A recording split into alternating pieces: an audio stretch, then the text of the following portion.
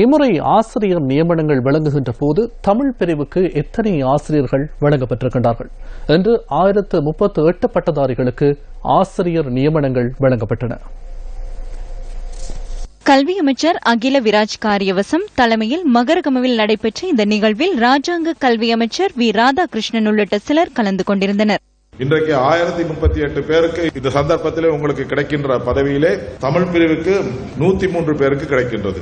ஆகவே இது ஒரு மிக குறைவான எண்ணிக்கையாகும். நாட்டிலே இருக்கின்ற பாடசாலை சனத்தொகையை எடுத்துக்கொண்டால் 1/3 பங்கு தமிழ் பாடசாலைகள் இருக்கின்றன. கிட்டத்தட்ட 300 பேராவது இதில் இருந்திருக்க வேண்டும்.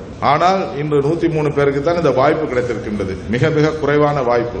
ஆகவே தமிழ் பகுதியை பொறுத்தளவில் இந்த ஆசிரியர்களை உள்வாங்குவதிலே மிகவும் குறைவான எண்ணிக்கை ஆசிரியர்கள் இருந்ததன் காரணமாக இந்த நடவடிக்கை எடுக்கப்பட்டிருக்கின்றது. குருவருண் வஷேன் தமிழ்நாசில பதவகத்தே ஏனைய காலங்களைப் போல் அல்லாது எல்லளவேனும் அரசியல் தலையீடுகள் இன்றியே ஆசிரியர் நியமனங்களை வழங்கியுள்ளோம்.